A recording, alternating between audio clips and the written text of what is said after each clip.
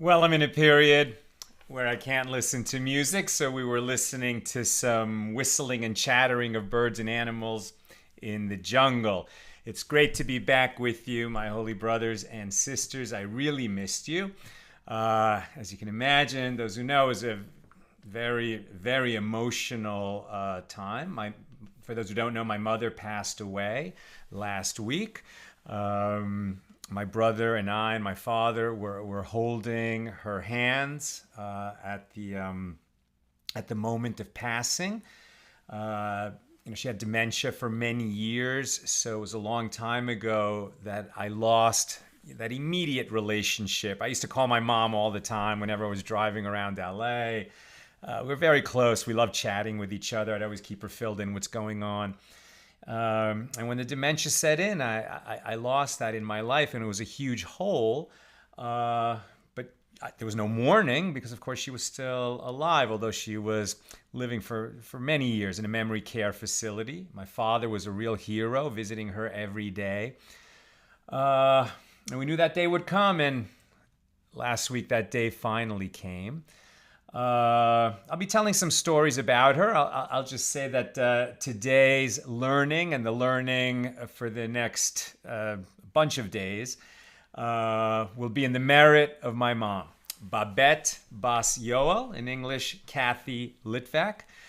May the neshama have a great aliyah. May her soul have a great elevation in the world of souls. And so we dedicate our learning to her. Please let me know if there's any freezing going on with the video. I really hope not. But at any rate, she's very, very missed by her family, by her loved ones. My mom was a real fireball, a real fireball, as it were, feisty, an advocate for her children and everyone that she loved. And over time, I'll tell you some stories about her. Tonight, however, we have a lot of material to cover.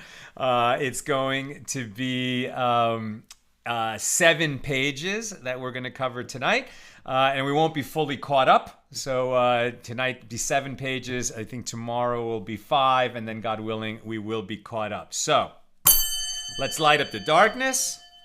In the name of Babette Bas Yoel, my mom, may the neshama have a great aliyah in the world of souls. And for those who haven't heard a shofar blast today, it is Elul. Rosh Hashanah begins Sunday night. So wake up, examine your deeds. Rosh Hashanah is coming.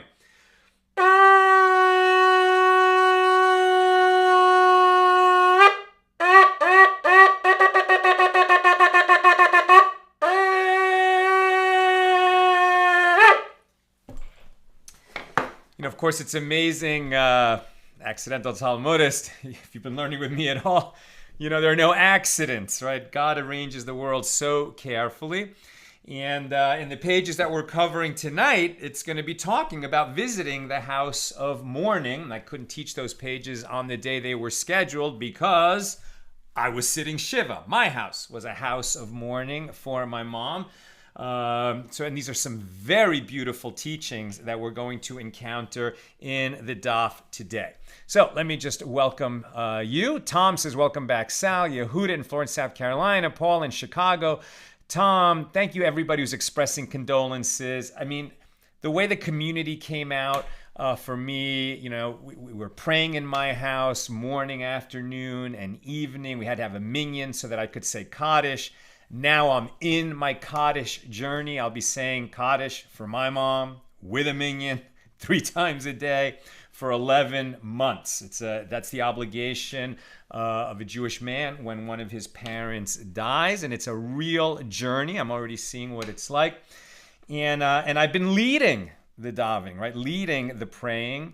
In Hebrew, which is, it's not easy for me. I mean, my community here, it's an Orthodox community. The synagogue that I pray at during the week is a Hasidic synagogue. So it's very intense. Everyone's real particular, and it's way out of my comfort zone to be the one leading the prayer service. But when we stand in front of the community and lead the prayers, it's like we're acting as the hands and feet of the departed, right? So it's always a merit, a big merit to lead the prayers. And now I'm doing that as an avel, right? As a mourner, right? One saying Kaddish for his mom. And so it's a merit for her. Her soul is in the world of truth, in the world of souls.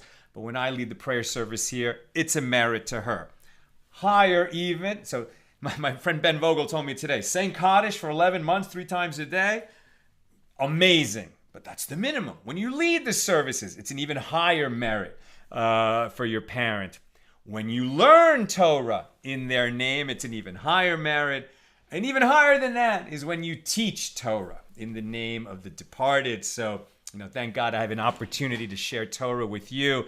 And it is definitely in the name of my mom that we will be sharing. So thank you for being here. Belle, Christo, Bella, Sharon, Ira, Christo, Ryan, Lucy, Charles, Bill, Patrice, Guy, Shandora, Larry, Tom, Jeffrey, Zenaida, Nancy, Judith, Melissa, Christo, Ryan, Ira, Samuel. God, people are so sweet. Yehudit, Paula, Bill. Thank you so much, all of you who are acknowledging and expressing your support. It really, really means a lot to me. And now my screen went blank.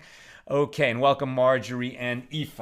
Okay, so we're covering 7 pages. Obviously, we cannot do the entire page. I like to do the whole page each day, but that's when we're doing 1 page a day. So today is a highlights show. Catching up, we are in tractate Kesubos, and we'll be doing pages covering highlights from pages 67 through 73. Pages 67 through 73. Hopefully you've read on your own while I was gone. And today I'll just be discussing some highlights from those pages. Okay, so where we left off was in chapter 6 and discussing Mishna number 3 in chapter 6. And over the course of today's highlights, we will complete chapter 6 and open chapter 7. So we begin on page 67, and there's a discussion. Generally, this tractate is the law of marriage contracts. And now we're talking about, well, when you actually have to pay the kesuba payment, right? So the couple divorces or the man dies and she gets paid. Well, when you actually pay the settlement, as it were, what the husband owes her if he divorces her, or what the estate owes her if the husband died and she's widowed, what form of payment does it take? Cash or credit, as it were. What form of payment will it take? So Rabbi Yanai said, with regard to spices in Antioch, they are like money, right? So in other words, you basically have to pay the ketubah payment in ready monies, right? Something that is negotiable, that its value is certain. So normally in any other place other than Antioch, you could not pay the marriage, the ketubah payment, using bags of spices. But in Antioch, where there's a big spice market and everyone knows exactly what bags of spices are worth, so there you could pay the marriage payment with bags of spices. And Rabbi Shmuel Bar Nachmani said that Rabbi Yochanan said concerning camels in Arabia, a woman may collect the amount of her marriage settlement from them. Since they conduct business using camels in Arabia, the camels are consequently given the status that money has in other places. And that's going to conclude our discussion of Mishnah number 3 in chapter 6. We're near the bottom of page 67a. And here comes Mishnah number 4 of chapter 6. With regard to one who marries off his daughter with the terms of the dowry unspecified, he must not give her less than 50 dinars, right? So we've talked about what the husband will promise to pay if the marriage ends. We've also talked before about a dowry, that a father gives his daughter a dowry, and he should give a decent amount. And so this Mishnah is addressing the amount of money that a father needs to give his daughter to bring into her marriage, to set her up now that she's leaving the father's house and, setting up her own home with the husband. So he should give her no less than 50 dinars. If the bride's father pledged to bring into the marriage, if the bride's father pledged to bring her into the marriage bare by saying that he refuses to give her anything, Well, then the husband should not say, when I bring her into my house, I will clothe her with my clothing, but not beforehand. Rather, the husband must clothe her while she is still living in her father's house and she enters the marriage with the clothing in hand.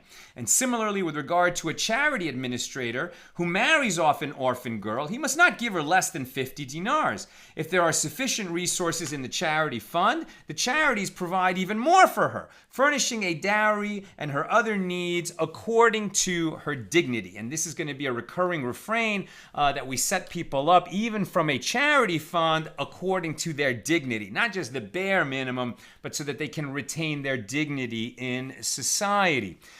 We go into the Gemara, skip the first paragraph, and then the sages taught concerning an orphan boy and an orphan girl who have come and appealed to be supported by the charity fund. The distributors provide for the orphan girl first, and afterwards they provide for the orphan boy. Why? Because it is the way of a man to circulate about the entryways and to ask for charity, and it is not a woman's way to circulate for charity. Therefore, her need is greater concerning an orphan boy and an orphan girl who have come to appeal to the charity fund in order to be married off. The administrators marry off the orphan girl first, and afterward they marry off the orphan boy, because the humiliation of a woman who is not married is greater than that of an unmarried man. And so I think we're learning that it is more difficult for women to go around and ask for charity than it is for a man. So when you see a woman asking for charity, if you see a homeless woman, be a little bit quicker to give her charity even than you would to a man. You should give charity to anyone who asks you. Obviously, the amount will vary. But if a woman approaches you, be a little quicker to give her what she needs. We're on 67b. Skip a bunch of paragraphs. Now, the Gemara relates a story. A certain person, and now the Gemara, what we're skipping, gives several illustrations that when you're giving charity to people, you actually have to give them according to what they're accustomed to. And this leads to a kind of somewhat maybe counterintuitive principle. You would think, okay, any human has certain basic requirements, and if they're going to live off the goodwill of others. Okay, so then the people who are giving the charity could establish, okay, what does a person need to live? A certain amount of food each day, a roof over their heads, a certain amount of clothes, and any human would have basically the same needs. But here the Gemara is going to make a distinction and say somebody who somebody who was middle class and now is impoverished, we try to sustain him somewhat like what he was used to. And if a wealthy person becomes impoverished, the charity administrators will try to sustain him in the way that he was used to sort of, cushion the fall into poverty. And they try to give them a little bit more than they would even give a poor person. The one who was noble and is now fallen, they try to give him more even than they would give somebody who's been a pauper all his life. So a certain person came before Rava to request charity. And he said to him, Rava said, on what do you normally dine? And the man said, I eat fattened hen and aged wine, right? Luxury foods.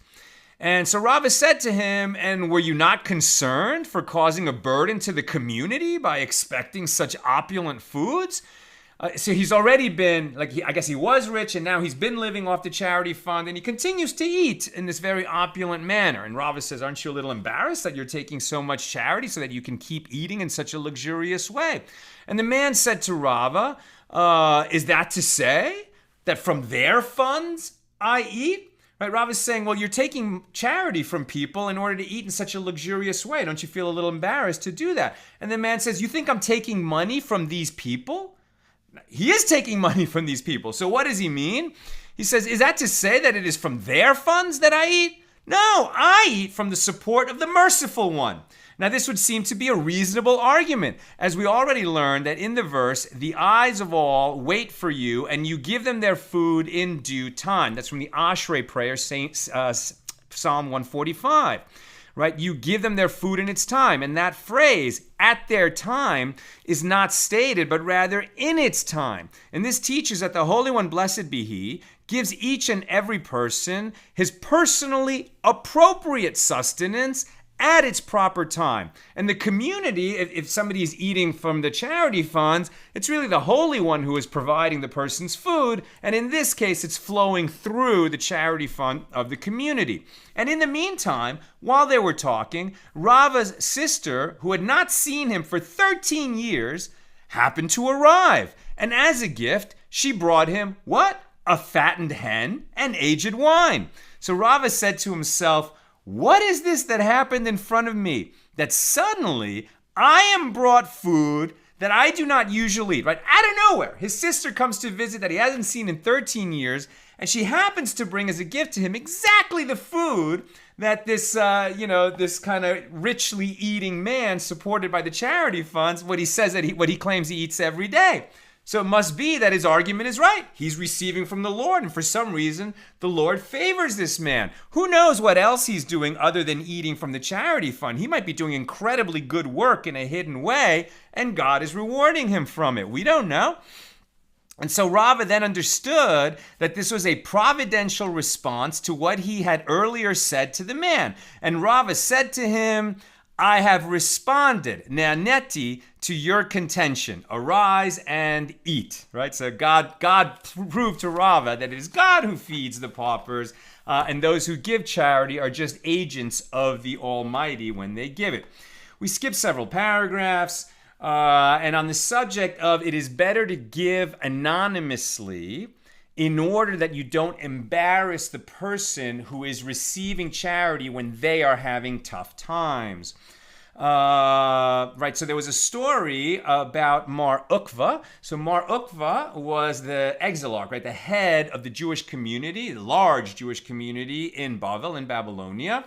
And so, he didn't show up at a poor person's door and say, look, a super wealthy VIP has showed up at your door to give you. Maybe they would have enjoyed that, but Mar Ukva would always make sure that when he dispersed charity, and he gave a lot of charity, but he would always do it anonymously so as not to embarrass the recipient. And there was just a story told where he really went to great lengths to retain his anonymity in the giving. And the Gemara answers, why did they go to such extreme lengths to avoid being discovered? The Gemara says, it is as Mar Zutra Bar Tovia said, that Rav said. And some say that Rav Huna Bar Bizna said, that Rabbi Shimon Chasida said. And some say that Rabbi Yochanan said in the name of Rabbi Shimon ben Yochai. It is preferable for a person to deliver himself into a fiery furnace so that he not whiten the face, i.e. embarrass his friend in public, right? It's better that you kill yourself than that you humiliate another person publicly. Now, from where do we derive this? From the conduct of Tamar, right? So Tamar was the wife of the sons of Judah, right? Judah, one of the 12 tribes. And he had a son that married this woman Tamar, and then the son died. And then his second son performed Yibum and married the widow, but he would not impregnate her in order to bear a child in the name of his brother. And then he died, and then they withheld the third son from her because they were afraid he would die also. But Tamar was right to ask for that marriage, but she didn't embarrass Judah over the course of that story, right? She did not publicly embarrass Judah, as it is written. And Judah said, bring her forth and let her be burnt. And when she was brought forth, she sent to her father-in-law, saying, by the man whose these are, I am with child. And although Tamar was taken to be executed by burning, she only privately and directly appealed to Judah rather than publicly identifying him as the father of her unborn children and causing him embarrassment. That's how we learn the lesson. You should never embarrass a person. It's a terrible sin to embarrass someone publicly. When Mar Ukva was dying, he said, bring me my charity records. And he found that it was written there that he had given away 7,000 fine sianke, meaning gold dinars, right? We've been talking about that a marriage contract has to be, for a virgin, a minimum of 200 silver dinars. So a gold dinar is worth much more than a silver dinar, and this man had given away 7,000 gold dinars. He'd given away a fortune, right? Given away an absolute fortune. But what was his reaction when he learned of this big number? He said, my provisions are light and the way is far. Meaning This meager sum that I've given away is insufficient for me to merit a place in the world to come. So he got up and spent half of his remaining fortune on charity. Now the Gemara asks, how could he do this? But didn't Rabbi Eli say that in Usha they instituted one who spends money on charity, he should not spend more than 1/5 of his money for that purpose. You should not give away more than 20% of your money to charity. And the Gemara answers, this restriction on giving too much charity applies only while he is alive. But because perhaps he will descend from his holdings and he will become destitute. And if he gave away when he was rich, he won't have what to feed himself, right? When his luck goes out and his fortune gets depleted. So he shouldn't have given away so much. But now that he's dead or he's about to die, right? That's why he's examining his books and his life, as it were. It's okay if he wants to give away so much. Also in your will, you can give away as much as you want. Therefore, for his own financial security, he should never distribute more than 1/5. But after death, we have no problem with it. One need not save money in his estate anymore. We're on page 68a. And Rabbi Chia bar Rav of Difti taught, Rabbi Yehoshua ben Korcha says, with regard to anyone who averts his eyes from the obligation to give charity, right? One who declines to give charity, one who just says, oh, those people are just asking me for money again. I'm not interested in giving. They're all just scammers and swindlers. When people ask you for money, you gotta give. You gotta give. You gotta give. So regarding one who averts his eyes from the obligation to give charity, it is as if he engages in idol worship. And it is written here concerning charity, in Deuteronomy 15:9, beware that there be not a base thought in your heart, and you will not give him, meaning that you will turn your eyes away from one who needs charity. And it is written there concerning idolatry, Deuteronomy 13:14, certain base fellows have gone out. And that word Belial is in both verses. So just as there in the latter verse, the word base is referring to idol worship, so too here the expression indicates a sin on the scale of idol worship. Now, needless to say, after you've been giving charity for a while, you might get, like 10 envelopes a day requesting charity for every organization that there is. Okay, you can pick and choose. You can't give necessarily to every foundation, every organization, etc. But when an individual asks you for money, you got to find a way to give. Mishnah number 5, here in chapter 6, and we're still on 68a. With regard to a minor orphan girl whose mother or brothers married her off, even with her consent, to a small dowry, she retains her rights to a proper dowry. And thus, if they wrote for her a dowry of 100 or of 50 dinars, she may, upon reaching majority, exact from her mother or brothers or their respective estates the sum of money that is fit to be given to her as a dowry, which is 1/10 of the family's estate. So even if she agreed to forego part of this sum as a minor, she may collect it as an adult. A father is supposed to endow his daughter with 1/10 of his wealth as a dowry for her. So Rabbi Yehuda, and so if she was a minor orphan, meaning her father died, and then her mother or her brothers married her off, and they reduced the amount of the dowry, and they said, do you agree to that? And she said, yeah, but she was a minor. Then when she becomes an adult, she can come back and say, hey, I was a minor when I agreed to the reduced dowry. I don't agree to that. I shouldn't have agreed to that. Give me the dowry that I was entitled to. Rabbi Yehuda says, if the father married off the first daughter before he died, a dowry should be given to the second daughter in the same manner that he gave to the first daughter. And the rabbis, right, the majority say, there is no ready standard, since sometimes a person is poor and then he becomes wealthy, or a person is wealthy and then he becomes poor. So a family's allowance for dowries is subject to change. Rather, the court appraises the property and gives her the appropriate sum, right? 1/10 of the estate at the time that she's getting married. It might be bigger than when her sister got married. It might be smaller than when her sister got married, and it doesn't matter. We skip forward, 68b. We keep skipping forward, 69a. It's a highlight show. We keep skipping forward, 69b. And I have to keep it moving, by the way, because I am due in shul in 25 minutes. for mincha so that I can lead the service and say Kaddish for my mom. It's like every day, going to be a running thing. All right, Mishna number 6. With regard to one who transfers money by means of a third party for his daughter to purchase a field after she marries, is the daughter allowed to assert control over the money? If she says, after she marries, my husband is trustworthy for me, so give him the money to buy the property for me, her wishes are not honored. The third party should execute the agency that was entrusted in his power. This is the statement of Rabbi Meir. Rabbi Yosef says the daughter has authority. And were it not, and were it only a field and she wanted to sell it, it could be sold immediately. Just as she would have authority to control the field, she may control the money assigned for her. Now the Mishna qualifies. In what case is this statement said? With respect to an adult woman.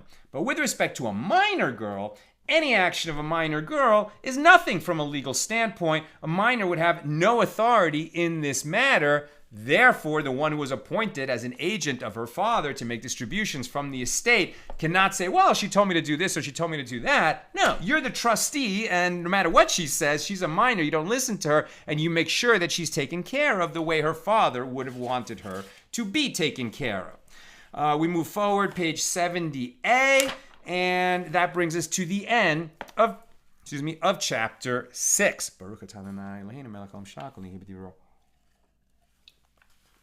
All right, that was chapter 6.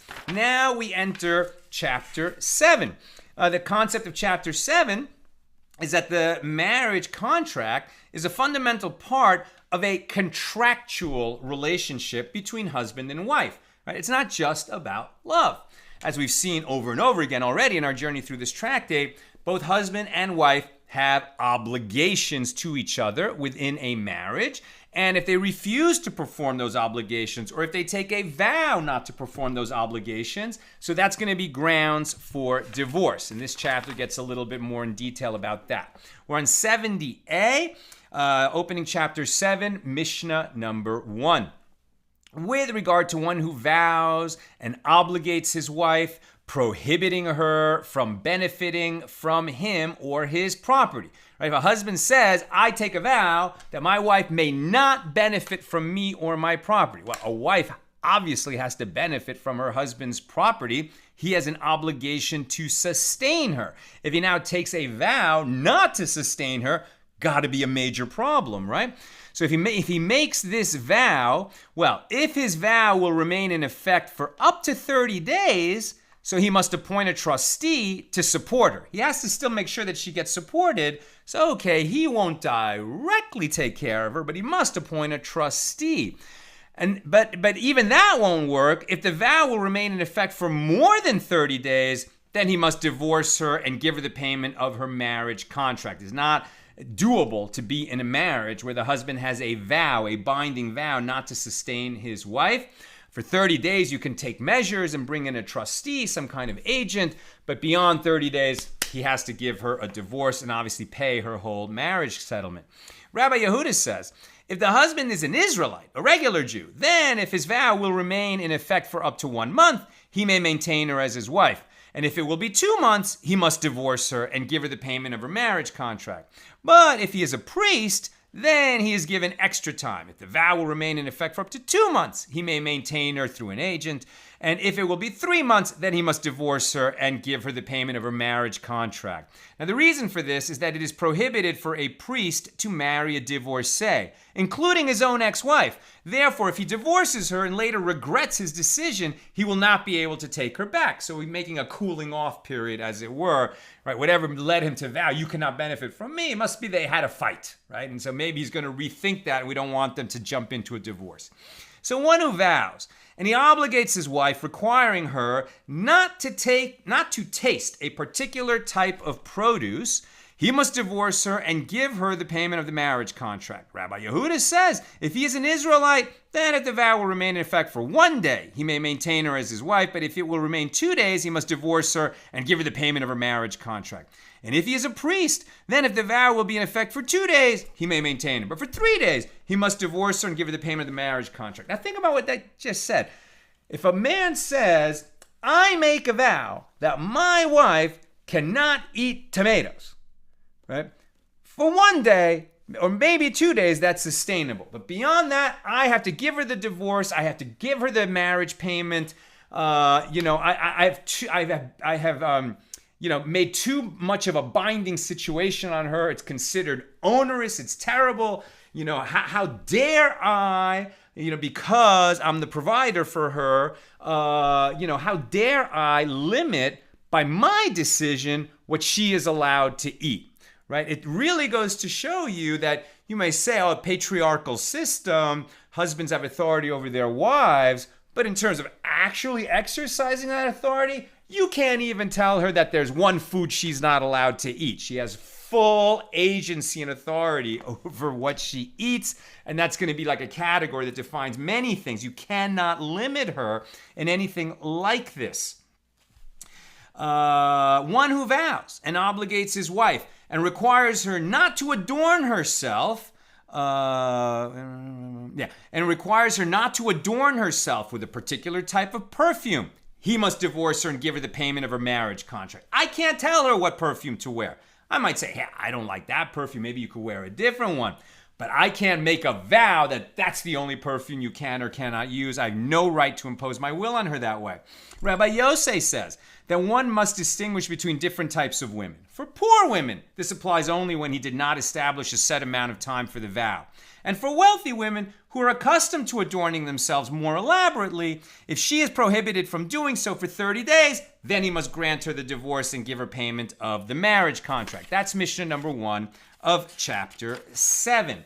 We're on page 70b, skipping several paragraphs, and the Gemara poses a question. And what is different about the time period mentioned in the Mishnah, up to 30 days? The Gemara answers, well, if up to 30 days have passed, this is a short enough amount of time that people do not hear about her. The matter of her receiving her sustenance through an intermediary, right? If I say that she can't benefit from me, that she can't eat of my food, then I don't have to divorce her if I appoint an agent to make sure she is fed. For 30 days, people will not have heard about it. But after 30 days, people will notice that she's not dining with her husband and she gets all her food from her husband's agent or employee.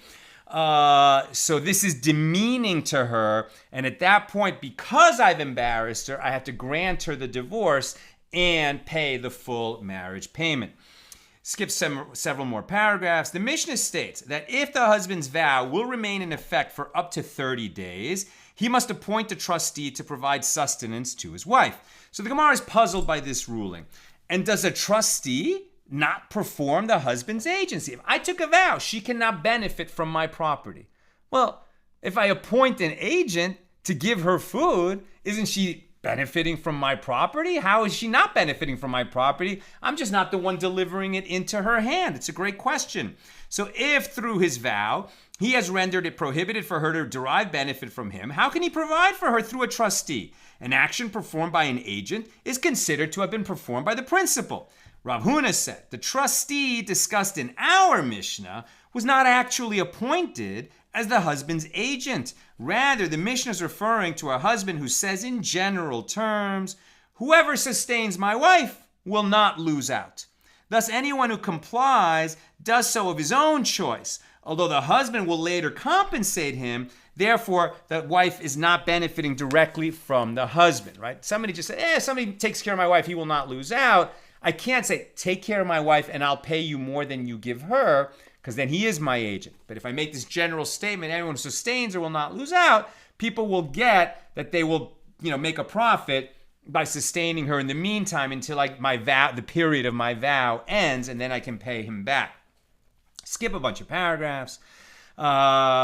Then similar people who take vows that other people cannot benefit from them. So a story, not a story, but a hypothetical. If two people were walking along the way, and the one prohibited from benefiting from the other, right? So either I took a vow that, no matter what, Tom over here cannot receive any benefit from my property. Or Tom took a vow that no matter what, he cannot receive any benefit from my property. And now we find ourselves walking together, right? Interesting situation. We had some kind of a fight. One of us took a vow that he can't benefit from me. And now we find ourselves walking together. And the one who is prohibited from benefiting does not have anything with him to eat. So poor Tom, we're walking together. There's a vow that's binding that he can't eat any of my food, but I see that he's starving. I take pity on him. But now I can't just set aside my vow. I can't just end my vow. If I took a vow, it's binding for the time period that I set the vow, or to get the vow nullified, I have to go to a sage who's going to question me and who has the power to nullify the vow. But I myself can't do that. So what do? The one who took the vow may give food to a different person as a gift. And the one who receives it as a gift takes it and he eats, and then he can give to the one who is not permitted to eat, right? And so that way, Tom does not benefit directly from me because I gave some food to a third person as a gift to the third person, and hopefully the third person understands that he now has to share some of the food with Tom. And if there is no other person there apart from me and Tom, so he should place the items on a rock or on a fence, right? I should place the items on a rock or on a fence, and I say, these items that I left on this rock are hereby ownerless. I don't own them anymore. Anybody could come and take them, and Tom will get the message. Okay, now he can take that food because I didn't give it to him. I declared it ownerless. He came along and found it, and this is a legal mechanism by which he can now eat that food that would otherwise be prohibited because of my vow. We skip forward 70b, 71a, 71b.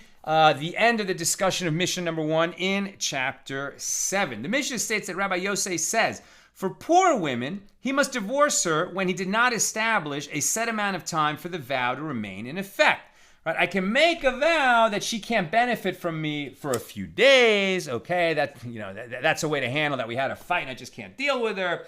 But if I didn't set a time period, then I'm going to have to divorce her, right? So Rabbi Yosei says, for poor women, he must divorce her when he did not establish a set amount of time for the vow to remain in effect. The Gemara asks, and how long is this set amount of time? He is allowed to maintain her as a wife if he did set a time, but certainly there is a limit, right? So I could say, okay, I'd set a time, so it's going to be, maybe it's longer than 30 days. How long is it, right? It can't be, for 3 years, she cannot benefit from me. But I'll say if somebody wants to benefit her for me, they will not lose out and have this arrangement going for 3 years. No way, that's not going to work. So what's the limit? And how long is the set amount of time? So he is allowed to maintain her as a wife if he did set a time, but certainly there's a limit. So the law would not apply in a case of a long period of time. Rav Yehuda said that Shmuel said the maximum you could do this arrangement is 12 months. Rabbi Bar Chana said that Rabbi Yochanan said 10 years. 10 years, according to Rabbi Yochanan. Rav Chisda said that Avimi said a pilgrim festival, right? At most 6 months, right? So the time period between the end of Sukkot and the beginning of Passover would be the longest that you could have this arrangement. Or much less, if you made the arrangement after Passover, you only have until Shavuos, and if it's longer than Shavuos, it's no good. You have to give her the divorce. And why? Why is it a pilgrim festival? Because Jewish women adorn themselves on the pilgrim festival. This is when I prohibit her from adorning herself. I can only do that, for the length of time between one pilgrimage festival and another. And for wealthy women, about adorning themselves, Rabbi Yosei set the limit as 30 days. And the Gemara asks, what is different about 30 days specifically? That's the longest I can make a vow saying that to my wife that you are prohibited from adorning yourself with a particular perfume that she likes. Why is that the time limit, the max? Abaye said, because an important and wealthy woman enjoys the scent of her adornments that she put on previously for up to 30 days. And after that time, she feels like she is repulsive. So interesting, I guess they use perfumes, in Talmudic times. You put it on once and you could kind of get the scent of it for 30 days. They didn't take showers so often either. That was a conclusion of Mishnah, the discussion of Mishnah number 1. Here comes Mishnah number 2 in chapter 7. We're on 71b. With regard to one who vows and obligates his wife not to go to her father's house. So she lived in her father's house until she married me. Now she's living in my house and, she's under my roof and I take a vow. You, my wife, are prohibited from going back to visit your father. What a harsh thing for a husband to say. Is he allowed to say this? Let's see. With one who vows and obligates his wife not to go to her father's house, when her father is with her in the same city, where it's easier for her to go to her father's house, if the vow is to be in effect up to 1 month, okay, he may maintain her as his wife. But if the vow is for 2 months, he must divorce her and give her the payment of her marriage contract. Right? This is grounds for divorce if I tell her she can't go visit her father. And when her father lives in a different city, if the vow is to be in effect until at most one pilgrimage festival, then I may maintain her as a wife. But, because although the wife often visits her parents during the festival, she is capable of refraining one time. But for 3 festivals, I must give her the divorce and grant her marriage payment. Additionally, one who vows and obligates his wife not to go to a house of mourning, right? So like my house was last week or earlier this week, a Shiva house, a house of mourning. So if I make a vow and I say, my wife, you cannot go and console a mourner. You are not permitted to go to a house of mourning. If I take such a vow, or if I vow that she may not go to a house of feasting for a wedding, then I must divorce her and give her her marriage payment. And why is this so? Because it is as if I were locking the door in front of her. And if he claimed like I was locking her in the house and not letting her go, I mean, it's a big mitzvah to go either to a house of mourning or to a house of feasting. And if I'm preventing her from doing that because of a vow that I took, then I have to grant her her divorce. It is not permitted to take such a vow. That's the point. And if he said to her, the vow will be void on condition that you tell so-and-so what you told me or what I told you, or on condition that she fills something up and pour it into the refuse, he must divorce her and give her the payment of the marriage contract. So what is this? If I said to her, this vow that I took, it'll be void on condition that you say something or do something, and it turns out these are euphemisms, either for me telling her that she has to go flirt with another man, or me telling her that if she wants to remain married with me, she must use contraceptives, right, against her will. These would be grounds for divorce, as the Gemara will explain. Now we're at the bottom of 71b. The Mishna states, one who vows and obligates his wife not to go to a house of mourning or to a house of feasting for a wedding must divorce her and give her the payment of her marriage contract, because it is as if he were locking a door in front of her. And the Gemara asks, granted, when he forbids her from going to a house of feasting, there is effectively an act of locking the door in front of her by withholding from her any possibility of rejoicing. But when he forbids her from going to a house of mourning, what locking of the door in front of her is there? And he taught in the future, she too will die, and no person will eulogize her or take care of her, just as she did not do for others, right? You can't prevent your wife from going to a house of mourning, because when she makes a Shiva call, it's almost like a credit in the bank, right? And then when I die and she's sitting Shiva, people will come and visit her. Or when she dies, people will eulogize her. And if I prevent her from being part of the community that consoles mourners, I'm imposing a terrible thing on her. And that's why it's grounds for divorce. And similarly, it is taught in a Baraisa. Rabbi Meir used to say, what is the meaning of that which is written? It is better to go to a house of mourning than to go to a house of feasting, since that is the end of all men, and the living will take it to heart. Ecclesiastes 7:2. Can you believe this was a daf that came while I was sitting Shiva, and my house was a house of mourning? So what does, and the living will take it to heart? What does this mean? It means that they will take matters relating to death to heart, realizing that they too will eventually die. You want to grow in wisdom? Go to a house of mourning. Go to a funeral. Go to a cemetery. Right away. You get your priorities straight.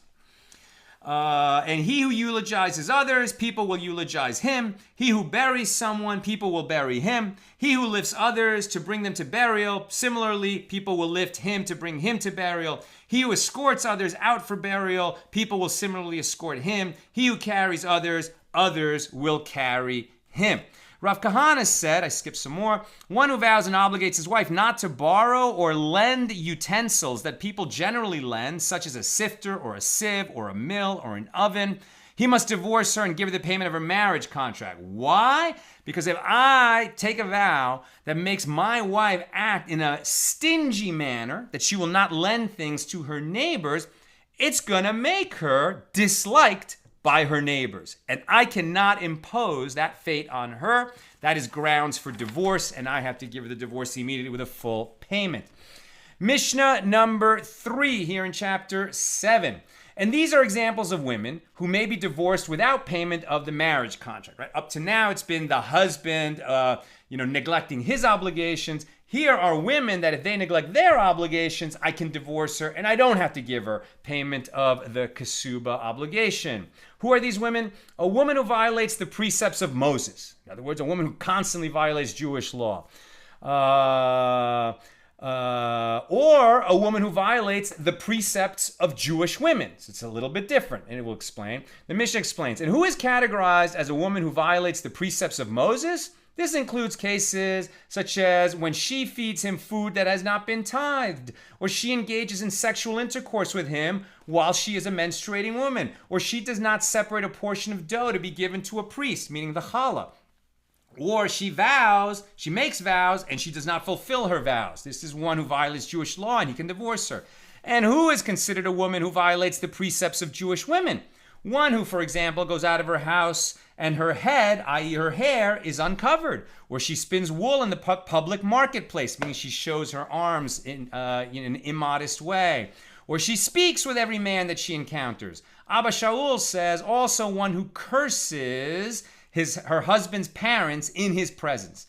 And Rabbi Tarfon says also a loud woman. And who is defined as a loud woman? When she speaks inside her house and her neighbors hear her voice from their house.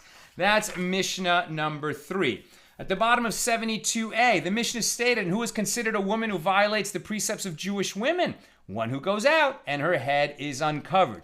Right? And let me finish. The Gemara asks, the prohibition against a woman going out with her head uncovered is not merely a custom of Jewish women, rather it is by Torah law, as it is written with regard to a woman suspected by her husband of having been unfaithful, and he shall uncover the head of the woman. This is the Sota. And the school of Rabbi Yishmael taught from here there is a warning to Jewish women not to go out with an uncovered head if they're married, right? So married Jewish women have to cover their hair when they're in public. They're not necessarily obligated to do that at home. They're not obligated to do it at home, though some consider it virtuous. 72b, and I'm almost done. Mishnah number 4. In the case of one who betroths a woman on condition that there are no vows incumbent upon her, and it was subsequently discovered that there are vows incumbent upon her, she is not betrothed. And this is because if the condition is not fulfilled, the betrothal is nullified. If he married her without specification, it was subsequently discovered that vows were incumbent upon her, she may be divorced without payment of her marriage contract, since he discovered a deficiency about which she had not initially informed him. However, this does not invalidate the betrothal, since he did not make any explicit condition. And if he betrothed her on condition that she has no blemishes, and it was subsequently discovered that she did have blemishes, she is not betrothed at all. Therefore, you don't need a divorce to get out of it. It was a mistaken betrothal.